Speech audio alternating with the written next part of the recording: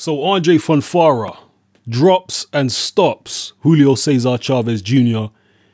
in the 9th round. Well, actually, Chavez Jr. retired on his stool, or his corner pulled him out after the 9th round. This was a one-sided beating. Fonfara beat Chavez Jr. on the inside. He beat him from the outside. And this really shouldn't be a surprise to anyone.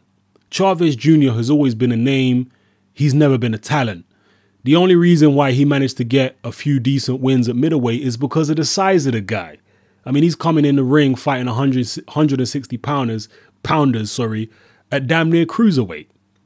All right. But when you put him in there with a guy anywhere close to his own size, you see what happens. He has no skills. Fonfara beat the crap out of him.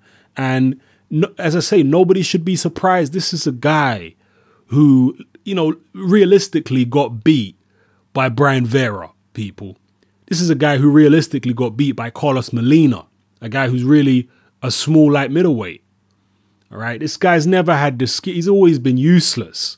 And I don't want to be hard on the guy. He's probably a nice person. I don't know. But as a fighter, in terms of his skills, Chavez Jr. has always been useless. And that's why it was always sickening to me to hear people like Froch and even Andre Ward and a few other guys talk about they want the Chavez Jr. fight. This guy is useless. The last person I'd want to see Froch fighting, I always said this, was Chavez Jr. The guy's useless. That would have been a massacre, just like this was a massacre. Chavez Jr., yeah, he's got heart, yeah, he's strong and all that kind of stuff, but the guy's got no skills. He's got no defense.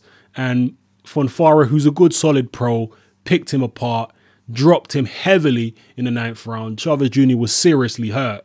I mean, he was a punch or two away from getting knocked out cold, and he's lucky that the round ended when it did. And I'm not exactly sure what happened, if it was his corner that pulled him out or if it was him that quit on the stool. I don't know what it was. Maybe his dad stopped the fight. Apparently his dad was worried about this fight. He wouldn't have picked Fonfara as his first opponent, 175 pounds or this catch weight or whatever.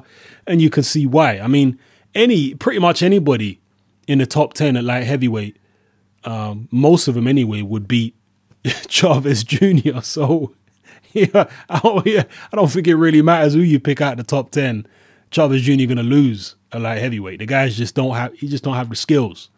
So, not to be harsh on the guy, as I say, I don't have a vendetta against him or anything like that, but I just feel annoyed when I hear people like Froch and Ward and all these other guys say they want to fight with him just because they want to fight a name. And I get annoyed with fans who act as though Chavez Jr. was a legitimate opponent for Froch. I mean, come on, people. It was going to be a massacre. It was always going to be that way. So, yeah, drop your comments below, people. Let me know what you thought of the fight.